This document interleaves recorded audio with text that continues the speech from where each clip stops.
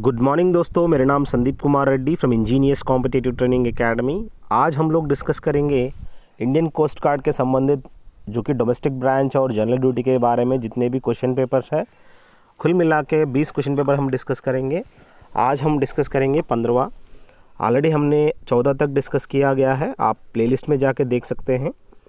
चलिए शुरुआत करते हैं मैथमेटिक्स के साथ। इनिशियली जैसे कि आप देख सकते हैं, if 2 to the power of x into 8 to the power of 1/5 is equal to 2 to the power of 4/5।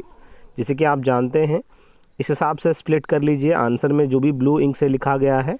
सो 8 को हम लोग 2 क्यूब लिख सकते हैं, to the power of 1/5 is equal to 2 to the power of 4/5।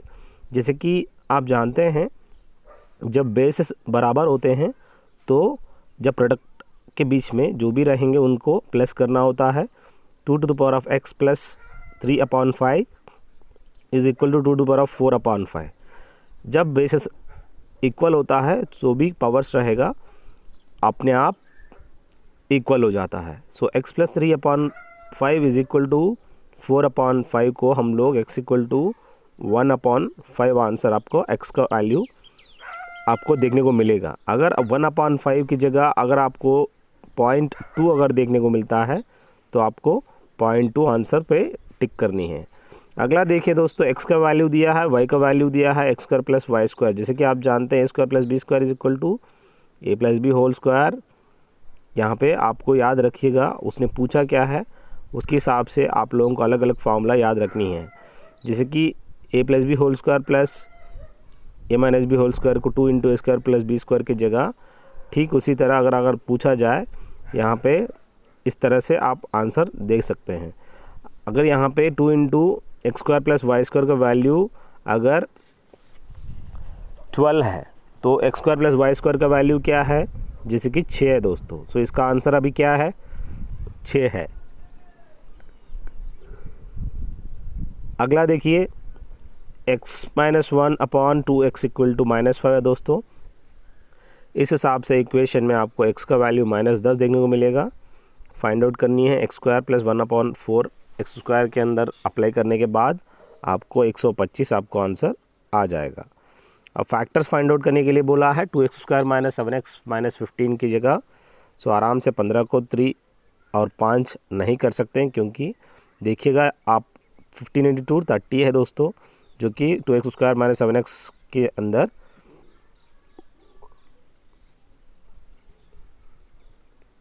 इस इक्वेशन को 2 तरीके से आप कर सकते हो। पहला है इस तरह का स्प्लिट करके, अगर 30 को हम लोग 10 प्लस 3 के हिसाब से अगर नीचे देखिएगा जो भी दिया गया है 2x square minus 10x plus 3x minus 15 लिख सकते हैं इस इक्वेशन को, जो कि 2x कॉमन हो जाएगा, x माइनस 5 2x प्लस 3 आप इसमें आराम से इंसर्ट कर सकते हैं। सो आपका जो वैल्यूज़ बनेगा फैक्टर्स ये 2x प्लस 3 है और एक x माइनस 5 है, उसी का प्रोडक्ट है वो इक्वेशन बनेगा। अगला देखिए, the greatest of the 3 consecutive odd numbers whose sum is 93। जैसे कि इस तरह का सम अगर 93 दिया है, कंसेक्यूटिव ऑड नंबर्स कह रहा है, आंसर्स में आप देख सकते हैं आराम से, या आप इस हिसाब से लिख सकते हैं 93 को अगर डिवाइडेड बाय 3 करेंगे सो आपको जो वैल्यू बनेगा वो है 31। वो सेंटर वैल्यू है दोस्तों, क्योंकि कभी भी जो भी एवरेज अगर डिवाइड बाय 3 करता है वो ऑलवेज सेंटर वैल्यू होता है। तो आपको सेंटर का वैल्यू 31 मिल गया, तो उससे पहले का वैल्यू 30 है दोस्तों, उसके बाद का वैल्यू 32। ये 3 नंबर ऑड नंबर्स है दोस्तों, कंटिन्यूस। जैसे कि यहाँ पे कंटिन्यूस ऑड नंबर कह रहा है, यहाँ पे बहुत ही इम्पॉर्टेंट है दोस्तों। देखिए यहाँ पे जो भी दिया गया है, सो यहाँ पे कंसेक्यूटिव ऑड नंबर्स कह रहा है कि हु सम, ये हमने किया है कंसेक्यूटिव नंबर्स का। सो इसीलिए हम लोगों को ऐसा आया हुआ है। सो अगर ऑड नंबर्स देते हैं तो ऑड नंबर्स का अलग प्रिंसिपल होता है दोस्तों। सो यहाँ पे कंसेक्यूटिव ऑड नंबर्स की जगह कंसेक्यूटिव नंबर्स कर लीजिएगा तो आपको आंसर सही हो जाएगा।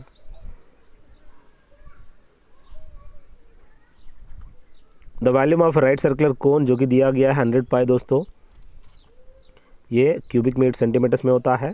हाइट दिया है, स्लैंट हाइट फाइंड आउट करने के लिए बोला है। जैसे कि वॉल्यूम ऑफ द कोन क्या है 1/3 पाई r स्क्वायर h है दोस्तों। So volume of the cone जो कि 100 पाई दिया गया है। अब 1/3 पाई आर स्क्वायर एच में एच का वैल्यू आप लोगों को पता है जो कि 12 है दोस्तों। आर का वैल्यू आराम से 5 आ जाएगा। अब आपको आर का वैल्यू 5 जानते हो और 12 जो है हाइट का वैल्यू है दोस्तों। स्लैंट हाइट कितना बनेगा जो कि पाइथागोरन ट्रिपलेट के हिसाब से 13 square is equal to 12 square plus 5 square.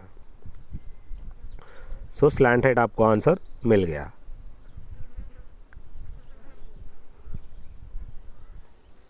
अगला देखिए दोस्तों, if the volume of the cylinder is 1386 cubic centimetres and its curved surface area is, जैसे कि आप एक वॉल्यूम ऑफ द सिलेंडर दिया है जो कि पाई आर स्क्वायर एच है दोस्तों, उसका वैल्यू आप जानते हैं और यहाँ पे कर्व्ड सरफेस एरिया अभी आप जानते हैं जैसे कि पाई आर एच होता है।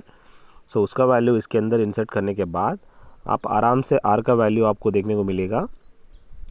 उसके बाद जो आर का वैल्यू आता है उसके हिसाब से आराम से आप अप्लाई कर सकते हो जो कि 21 है दोस्तों। अगला, a man bought some eggs of which 10% are rotten, कुछ अंडे ले आए थे उनके अंदर 10% ख़राब हो गए और 80% of the remainder of the जो कि 100 में से, जैसे कि यहाँ पे लिखा है हम लोग लिया गया है 1000 जो है अज्यूम किया है, उसमें से 100 ख़राब हो गया, 900 बच गया।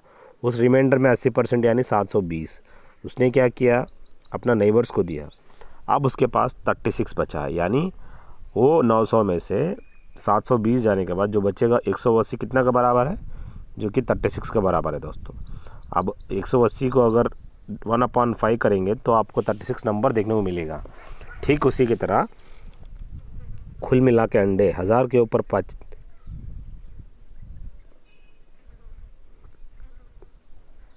5 के साथ डिवाइड करेंगे तो आपका आंसर 200 देखने को मिलेगा स्टार्टिंग में। अगला देखिए दोस्तों, एक रेफ्रिजरेटर का और टेलीविज़न का प्राइस दिया गया है, रेशो 5:3 है दोस्तों।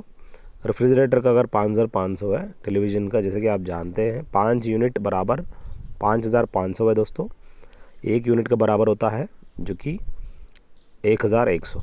ठीक उसी तरह अब यहाँ पे टेलीविज़न यहाँ पर बोल रहा है कि if the refrigerator cost 5500 more than the television, तो यहाँ पे ये कह रहा है कि 5 - 3 जो कि 2 बराबर जो लिखा है वो 5500 है दोस्तों। तो यहाँ अलग अलग कंडीशन हमने किया है ताकि आप लोगों को थोड़ा फ़ायदा हो। सो यहाँ पे जो 2 का फ़र्क है, 2 यूनिट का फ़र्क है 5500 है दोस्तों। सो 1 यूनिट का फ़र्क है 2750। उसके हिसाब से जो कि रेफ्रिजरेटर और टीवी का आपको पैसा पता चल गया। एक और कंडीशन दे देगा, एक का टीवी का प्राइस दे देगा और उसके बाद आपको जो भी रेशियो है उसके हिसाब से चेक कर सकते हो। फाइंड आउट करने के लिए बोलेगा टीवी का, तो आप आराम से 300 लिख सकते हो। 2 अलग अलग 2 कंडीशन है दोस्तों। 12 कारपेंटर है दोस्तों, 6 घंटे काम करते हैं, वो बनाते हैं 460 चेयर। कितने दिन में? 240। तो यहाँ देखिएगा वो कह रहा है कि कितने नंबर ऑफ़ चेयर बनाएंगे 18 कारपेंटर 36 दिन काम करके 8 घंटे के हिसाब से। सो M1, D1, H1 और W1 भी आपको दिया है जो कि 460 चेयर। बाकी जो ग्रुप है कितने घंटे में बनाते हैं ये पता करनी है। जैसे कि फार्मूला आप जानते हैं, M1, D1, H1 divided by W1 is equal to M2, D2, H2 divided by W2 या P2, अलग अलग आप देख सकते हैं। तो उस हिसाब से इस वैल्यू को अप्लाई कर लीजिए। एक्स का वैल्यू जो कि 138 चेयर्स आपको देखने को मिलेगा। अगला देखिए, एक टैंक है दोस्तों जिनके अंदर 2 पाइप है, एक 4 घंटा में फिल करता है, दूसरा एम्प्टी करता है 16 घंटे में। टुगेदर अगर देखा जाए टोटल वर्क, यानी आप इनका जो LCM है 16 बनेगा और 4 4 4 × 4 16 16 × 1 दैट इज़ 16। एक तो फिल कर रहा है, दूसरा एम्प्टी कर रहा है, तो इसके हिसाब से आराम से आप 16/4 - 1 यानी आराम से आपको जो कि 5 × 1/3 आपको वैल्यू देखने को मिलेगा दोस्तों। अगला देखिए दोस्तों, constant distance from Chennai to Bengaluru is covered by express train at 100 km/h. If it returns to the same distance at 80 km/h, then the average speed during the whole journey is, जैसे कि आप जानते हैं ये average speed 2xy x + y होता है दोस्तों। यहाँ पे जैसे कि चेन्नई टू बेंगलुरु जो ट्रैवल किया है यहाँ पे 100 किलोमीटर पर आवर है दोस्तों, जो कि ट्रेन का जो स्पीड है, और वो रिटर्न करता है 80। सो एक फार्मूला होता है एवरेज स्पीड का 2xy by x plus Y होता है दोस्तों। आराम से इसके अंदर डाल दीजिए, आपको 88 8/9 आपको देखने को मिलेगा। अगला 6x minus 5y is equal to 13, 7x plus 2y is equal to 23। Find the value of 11x plus 18y। जैसे कि आप जानते हैं दोस्तों, इनको अगर ऐड करने से कंपैरिजन करके सो आपको इक्वलाइज़ करना होता है। इस तरह का इक्वेशंस बहुत आसान होता है, किसी y को या x को इक्वलाइज़ करना होता है। अब यहाँ पे हमने क्या किया, y को इक्वलाइज़ कर लिया है, जिस हिसाब से हम लोग आराम से x का वैल्यू 3 आ गया, y का वैल्यू 1 आ गया। जब आने के बाद इसके अंदर अगर अप्लाई करेंगे तो आपका आंसर 51 देखने को मिलेगा दोस्तों। अगला tan ट्रिगोनोमेट्री के हिसाब से वैल्यू है tan 9 डिग्रीज, जो कि p/q है दोस्तों। वैल्यू यहाँ पे फाइंड आउट करने के लिए बोला है second square 81 divided by 1 plus cot square 81। सो इसी हिसाब से आप आराम से देख सकते हैं tan 90 डिग्रीज अगर p/q है, सो यहाँ पे जो डायगोनल बनेगा √p² प्लस q² है दोस्तों। सो उसके हिसाब से अगर आप देखेंगे जो भी इक्वेशन दिया है उसके अंदर आपको जो करने के बाद ये आपको q² √p² plus q² minus pq आएगा। लेकिन अगर वो देता है कि 1 प्लस कॉट स्क्वायर की जगह 1 माइनस कॉट स्क्वायर डेटा देता है, जैसे कि आप देख सकते हैं यहाँ पे 1 माइनस कॉट स्क्वायर की जगह यहाँ पे देख सकते हो ये tan स्क्वायर बन जाएगा tan थीटा, तो अब सेकंड स्क्वायर 9 डिग्री बनेगा, तो 1/sin स्क्वायर 9/1/cos स्क्वायर 9, यानी कॉट स्क्वायर देखने को मिलेगा, जो कि q² डिवाइडेड बाई p² देखने को मिलेगा आंसर्स में। सो यहाँ पे उल्टा हो जाएगा, जो कि यहाँ का वैल्यू। सो आप लोगों को ये पता होना ज़रूरी है। अगला हाइट्स एंड डिस्टेंस के साथ साथ from the top of the tower of the height, जो कि दिया है 180 डिग्री है दोस्तों। एंगल ऑफ डिप्रेशन अलग अलग जगह दिया है, उस साइड 30 डिग्री, इस साइड 45 डिग्रीज। तो यहाँ पे इस हिसाब से देखा जाए डिस्टेंस बिटवीन दोनों ऑब्जेक्ट के बीच में, आपको आराम से आपको AC का वैल्यू अगर देखें 180 है तो BC का वैल्यू भी 180 होगा, जो कि tan 45 बराबर होता है। अब आपको पता चल गया एक तरफ, दूसरी तरफ आपको पता करनी है। तो इस हिसाब से अगर आप दोनों का डिस्टेंस B और D का देखा जाए दोस्तों, तो CD प्लस BC। तो CD तो आप जानते हैं 180√3 है दोस्तों, अब BC यानी 180, तो 180 into √3 + 1 is the right answer दोस्तों इसका, ये आपको फाइंड आउट करनी है। अगला 2 स्फीयर है दोस्तों, जिनका रेशियो दिया है 8:27 है दोस्तों। उनका जो सरफेस एरिया, जैसे कि आप जानते हैं 4/3πr³ जो है वॉल्यूम होता है दोस्तों। अगर यहाँ पे दिया गया है r1³ is equal to r2³ का वैल्यू, जो कि आप देख सकते हो 8 और 27, उसके हिसाब से आराम से रेडियस आपको पता चल गया। तो आपको सरफेस एरिया, जैसे कि आप जानते हैं 4πr² होता है, 4πr² आपको फाइंड आउट करनी है। अगर मान लो 4πr², r1² r2² का जो एरिया अगर पूछा है 4:9 आप आराम से लिख सकते हैं, जिस हिसाब से रेडियस का वैल्यू आपको मिल चुका है। अगला length and breadth of the rectangle increase हुआ है दोस्तों 20% 25%। अगर इंक्रीज़ होता है length and breadth of the rectangle, तो आप 20% और 25% में देखा जाए तो आराम से आप देख सकते हैं यहाँ पे इस तरह का सवालों को इस हिसाब से किया जाता है, क्योंकि अब वहाँ पे बन गया एरिया चेंज में, तो आप 5 क्या हो गया 6 हो गया, 4 क्या हो गया 5 हो गया, 5 4 = 20, 6 5 = 30। सो 20 वाली चीज़ 30 में 30 बढ़ गया, तो 10 बढ़ गया 20 पर, तो आपको आराम से 50% का जो कि रिजल्टेंट बढ़ गया दोस्तों। आपको इस तरह आप लोगों को करनी है। अगर डायगोनल पूछता है √L² + B² is a formula for rectangle. अब देखिए दोस्तों A:B:C:D, एक इस हिसाब से आपको करनी है। A:B:C:D आपको आराम से करने को मिलता है। उसके बाद DCBA फार्मूला रिवर्स ऑर्डर में देख लीजिएगा, 48 40 30 15, इस हिसाब से आप फाइंड आउट कर सकते हैं वैल्यू का। अगला देखिए बहुत आसान है दोस्तों, इसीलिए हम जल्दी हम करने की कोशिश कर रहे हैं। x-3 whole square plus y-5 whole square plus z-4 whole square में, अब यहाँ पे x = 3 है दोस्तों, y = 5 है और z = 4 है दोस्तों। उसमें से वैल्यू में x²/9 plus y²/9 plus z²/16 apply करने से 43/9 आपको आंसर देखने को मिलेगा। अगला A एंड B देखिए दोस्तों 72 डेज में काम करते हैं, B एंड C जो है 120 दिन में, A एंड C जो है 90 दिन में। उस हिसाब से अगर देखा जाए together how much work is finished bye them in 3 days। 3 दिन के अंदर यहाँ पे आप देख सकते हैं ए बी सी अगर देखा जाए तो ए बी बी सी ए सी का 72 120 90 का LCM 360 अगर है, जो कि टोटल वर्क है दोस्तों। तो ए बी अकेला 5 अंडे खाते हैं दोनों, बी ए सी जो है 3 अंडे खाते हैं, ए सी 4 अंडे खाते हैं। उसके हिसाब से अगर देखा जाए कुल मिला के 12 अंडे डिवाइडेड बाई 2 होता है, क्योंकि ए बी और सी जो है 2-2 बार खा रहे हैं।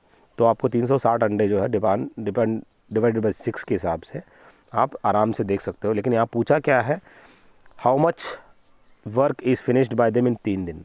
सो यहाँ पे 6 × 3 यानी 18। सो 18 काम अपॉन 3/360। तो तब जाके आराम से आपको यहाँ पे परसेंटेज पूछा है इंटू 100 के हिसाब से 5% का काम हुआ होगा, ये कहने का मतलब। बस बहुत आसान है दोस्तों, देख लीजिएगा। सो 18 का काम करते हैं 3 दिन में अपॉन 360 इंटू 100, जो कि परसेंटेज है दोस्तों। सो 5% का काम हुआ है दोस्तों। अभी बात आता है जनरल साइंस की, जो कि most commonly used bleaching agent. जो कि ब्लीचिंग एजेंट आप जानते हैं जिनके अंदर कॉमनली यूज़ किया हुआ होने वाला क्या है दोस्तों, जो कि क्लोरीन है दोस्तों। बहुत ही इंपॉर्टेंट है। ब्लीचिंग एजेंट के अंदर मैक्सिमम जो कंटेंट मात्रा है वो क्या है, वो है क्लोरीन। बहुत ही इंपॉर्टेंट है दोस्तों, याद रख लीजिए। अगला देखिए, the ore which is found in abundance in India. ज़्यादा से ज़्यादा आपको देखने को मिलेगा जो कि ओर है वो है मोनाजोइट है दोस्तों। बाकी सोडियम क्लोराइड जो होता है वो ऊपर आप देख सकते हैं, जो कि साल्ट है दोस्तों। ज़्यादा से ज़्यादा इंडिया में मोनाजाइट देखने को मिलेगा, ओर है दोस्तों। बॉक्साइट आप एल्यूमिनियम का है, मैग्नेटाइट किसका ओर है, चिन्नाबार किसका ओर आपको पता होनी चाहिए। जैसे कि आप जानते हैं चिन्नाबार जो है मर्क्यूरी का है दोस्तों। मोनाजाइट किसका ओर आप मुझे कमेंट सेक्शन में बताएंगे। हाइलीज कॉमेट कितने साल में दिखता है वो आप मुझे कमेंट सेक्शन में बताइएगा। अगला जो दिखेंगे वो 2062 में देखने को मिलेगा। ये नॉर्मली कितने पीरियड के बाद आपको ये हाइलीज कॉमेट दिखता है, ये पक्का आप मुझे कमेंट सेक्शन में बताइएगा। क्या ये 72 है, क्या ये 76 है। अगला समर सोलिस्टिस जो कि जून 21 तारीख को मनाया जाता है। आप मुझे बताएंगे कि इंटरनेशनल योगा डे जो भी सेलिब्रेट किया जाता है वो इसी दिन में सेलिब्रेट किया जाता है। बाकी आप दिसंबर 22 तारीख को विंटर डे कहते हैं। अगला देखिए, the ozone layer of the earth is useful for living beings because, जैसे कि it protects them from excessive ultraviolet of the sun. जो कि सूरज से आने वाले अल्ट्रावायलेट रेडिएशंस को रोकने के लिए हम लोगों को ये ओजोन लेयर काफ़ी हेल्प करता है। अगला देखिए, द एक्सेल्ड एयर कंटेन्स, जो भी हम सांस छोड़ते हैं उसके अंदर कार्बन डाइऑक्साइड आपको देखने को मिलेगा, साथ साथ नाइट्रोजन ऑक्सीजन की मात्रा थोड़ा सा देखने को मिलेगा। और नाइट्रोजन जो है हाईएस्ट परसेंटेज देखने को मिलता है अपनी एटमॉस्फेयर में, पर एक्सेल्ड एयर के अंदर आपको कार्बन डाइऑक्साइड ज़्यादा देखने को मिलेगा। अगला देखिए, the refrigerant commonly used for domestic refrigerator, जो कि अमोनिया यूज़ किया जाता है रेफ्रिजरेटर के अंदर। आप क्लोरोफ्लोरोकार्बन्स जो कि फ्रीऑन गैस जो होता है वो यहीं से निकलता है दोस्तों। सो ये रेफ्रिजरेंट वो क्या है, अमोनिया दोस्तों। RDX क्या होता है, एक्सप्लोजिव है दोस्तों। ये रिसर्च डेवलपमेंट एक्सप्लोजिव होता है। अभी यहाँ ये बहुत ही इंपॉर्टेंट है। ट्राइनाइट्रेटोलिन, ट्राइनाइट्रोबेंजीन, साथ साथ RDX भी एक एक्सप्लोजिव है दोस्तों। अगला, the high reactivity of fluorine is due to, जो कि फ्लोरीन के अंदर काफ़ी हाई रिएक्टिविटी देखने को मिलेगा, वो इसीलिए है दोस्तों, इसका हाई इलेक्ट्रोनेगेटिविटी आपको देखने को मिलता है। अगला, the metal doesn't give hydrogen on treatment with dilute HCl is, जैसे कि इसके अंदर जो मेटल है वो hydrogen on treatment with dilute HCl क्या नहीं देता है, जो कि सिल्वर आपको देखने को मिलेगा नहीं, पर बाकी यहाँ पे जिंक, फेरस, कैल्शियम आपको देखने को मिलता है। अगला रीजनिंग देखिए दोस्तों, 10 सवाल होते हैं। विजय है जो कि स्टार्ट कर रहा है जर्नी ऑफिस से, 4 किलोमीटर जाता है वो नॉर्थ की तरफ। 4 किलोमीटर जाने के बाद राइट टर्न लेता है 2 किलोमीटर, अगेन वो राइट टर्न लेके 6 किलोमीटर जाता है, फिर वो राइट टर्न लेके 2 किलोमीटर जाता है, फिर लास्ट में वो स्ट्राइट मतलब जैसे कि राइट टर्न लेके 2 किलोमीटर जाता है। अभी वो कहाँ पे देख सकते हो, वो बंदा ऐसे मुड़ मुड़ के वापस इनिशियल पोजीशन पे ही आ जाता है। सो वो कह रहा है कि उतना दूर है उस इनिशियल पोजीशन से, यानी वो शून्य, ज़ीरो डिस्टेंस कह सकते हैं दोस्तों। अगला एक सोसाइटी को लिखा है कॉज EIYT। सो उस हिसाब से अगर देखा जाए, एरो मार्क्स देखिएगा किस हिसाब से मैंने किया है, तो आराम से ठीक उसी तरह मैन होल को भी लिखना है। सीनू जो है टॉलर दैन यतेंद्र है दोस्तों, अमित टॉलर दैन सीनू, अब सुभाष जो है टॉलर दैन अमित। सो एक एक आप चेक कर लीजिएगा किस हिसाब से लिखा है। Shantu is the tallest, if they stand according to their height then who will be in the centre. पहला सबसे टॉलेस्ट जो कि शंतु है दोस्तों, सुभाष दूसरा, तीसरा अमित, चौथा सीनू, चलिए जैसे कि पांचवा यतेंद्र। सो यहाँ मिडिल में जो आता है वो अमित है दोस्तों आंसर। अगर पूछा जाए टॉलेस्ट जो कि शंतु है दोस्तों, अगर पूछा जाए शॉर्टेस्ट जो कि यतेंद्र है दोस्तों। बस आपसे कुछ भी पूछ सकता है, आपको ऐसे डायग्राम ड्रॉ करनी है। अगला देखिए DFI KMP YAD, जैसे कि आप जानते हैं इस तरह का सीक्वेंस को बीच में आपको यहाँ पे RTW देखने को मिलता है। सो गैपिंग वगैरह देखना है आप लोगों को। कौन सा letter will be the 7th to the right of the 11th letter from the left. Left से अगर 11वां जैसे कि के है दोस्तों, उसका राइट साइड 7वां कौन सा, जैसे कि LMNO PQR, R जिस 7th है। सो आपको पूछा गया आंसर R है दोस्तों। अगला राजीव जो है ब्रदर ऑफ अतुल, जैसे कि जेंडर है ब्रदर है तो हम रेक्टेंगल में डालेंगे अतुल को। अब Sonia is the sister of Sunil, Sonia sister of Sunil है तो यहाँ पे सोनिया के सर्कल में डालेंगे। Atul is son of Sonia, Atul कौन है, सोनिया का बेटा है। How is Raju related to Sonia, अब राजू क्या बनेगा, उसी का यहाँ पे देख सकते हो बेटा है दोस्तों। राजू सन ऑफ सोनिया और सुनील जो है अंकल ऑफ अतुल है दोस्तों, अतुल और राजीव का। बहुत आसान है दोस्तों, इस तरह का ब्लड रिलेशनशिप आपको नंबर लेना ही है। ऑरेंज जो है हम पील करते हैं, मतलब हम उसको क्या करते हैं, पीलिंग करते हैं, मतलब उसका छिलका निकाल देते हैं। नट क्रैक करते हैं, उसका जो शेल होता है उसको क्रैक करते हैं। और बात आता है दोस्तों must edition paper purchase publish. Sequence होता है, पहले हम लोग क्या करते हैं, उस must be prepared as paper, paper be edited and published followed by the purchase, last में परचेज किया जाता है। अगला देखिए इस तरह का डायग्रामेटिक रिप्रेजेंटेशन, माउंटेन्स फॉरेस्ट और अर्थ। माउंटेन्स अलग है, फॉरेस्ट अलग है, अर्थ बड़ा सा है जो कि अर्थ के अंदर दोनों देखने को अलग अलग देखने को मिलता है। अपोजिट ऑफ डिजिट 3, जैसे कि आप जानते हैं यहाँ पे 5 4 3 5 6 1, जो कि एक क्यूब ले लो, एक साइड से आप ऐसे लिखना पड़ता है 5 4 3 5 6 1। सो इस हिसाब से अपोजिट ऑफ 3 क्या है, 1 है दोस्तों। अशोका पिलर, अभी जनरल नॉलेज है दोस्तों। Ashoka pillar whose lion capital, जैसे कि उसको हम कहते हैं कैरविन, was adopted by the government of India as national emblem is situated at. हम लोगों को इस अशोका एम्बलम को एज ए नेशनल एम्बलम लिया गया है। अब ये सारनाथ पिलर इंस्क्रिप्शन से इनको लिया गया है, जो कि आपको इम्पॉर्टेंट याद रखनी है। Indigenously built supersonic cruise missile is known as, जैसे कि ब्रह्मोस आप जानते हैं सुपरसोनिक क्रूज मिसाइल है दोस्तों, ये रशिया की मदद से हम लोग ने इसको बनाया गया है। DSSC कॉलेज, जैसे डिफेंस सर्विसेज स्टाफ कॉलेज आप विलिंगडन जो कि तमिलनाडु में है, आप देख सकते हैं। कड़कवासला जो कि नेशनल डिफेंस एकेडमी सिकंदराबाद में, एयरफोर्स एकेडमी वहाँ पे। अब बात आता है देहरादून मिलिट्री एकेडमी, देख सकते हो। Who authored the book Freedom at Midnight, इस किताब देखिएगा दोस्तों, फ्रीडम एट मिडनाइट। इस किताब का जो कंपोज करने वाला जो राइटर है दोस्तों लैरी कॉलिन्स और डोमिनिक लैपरी। बाकी Salman Rushdie Satanic Verses, Charles Dickens क्या है, my experiment with truth, Mahatma Gandhi दोस्तों। Which one of the following is the busiest ocean route in the world, जैसे कि सबसे ज़्यादा बिजी ओशन रूट आप कहाँ देखने को मिलेगा, ये थोड़ा सा मैंने गलती लिख दिया, आप मुझे बताएंगे कि ये कौन सा जगह है जहाँ पे काफ़ी ट्रैफिक देखने को मिलेगा, ओशन रूट, ठीक है, बिजिएस्ट है दोस्तों।